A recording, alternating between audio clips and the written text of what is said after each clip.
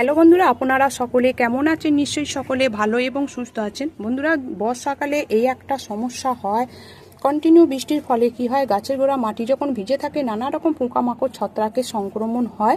তাই আজকে আমি এমন একটা টিপস দেখাবো, সেটা যদি আপনারা বাড়িতে তৈরি করে যদি আপনারা গাছের গোড়ায় প্রয়োগ করেন, তাহলে গাছের মাটিতে কোনো রকম পোকামাকড় ছত্রাকের সংক্রমণ হবে না এবং সেটা আপনারা স্প্রের মাধ্যমেও গাছে প্রয়োগ করতে পারবেন। দেখুন, এইখানে রয়েছে হলুদ গুঁড়ো। আমাদের তো এটা রান্নার কাজে আমরা ব্যবহার করি, আর এটাও তাই রান্নার কাজে ব্যবহার করি। এটা হচ্ছে দারচিনি গুঁড়ো। এইভাবে দারচিনিটা আমি ডাস্ট গুঁড়ো করে নিয়েছি। দিয়ে কি করবেন, এই দুটো আপনারা মিক্স করে নেবেন। এর সঙ্গে আপনারা খাবার সোডাও দিতে পারেন।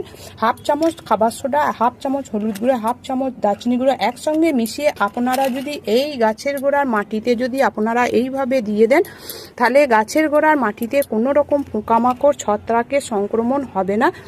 তাহলে আর চিন্তা কিসে বন্ধুরা, বর্ষাকালে এই দুটো জিনিস আপনারা তৈরি করে রেখে দিন। কোনো রকম বাজার চলিত কোনো কীটনাশক আপনাদের প্রয়োগ করতে হবে না। তাই ভিডিওটি ভালো লেগে থাকলে প্রচুর প্রচুর লাইক করবেন, কমেন্ট করবেন এবং সাবস্ক্রাইব করে আমার সবুজ বিলা ইউটিউব চ্যানেলের পাশে থাকবেন।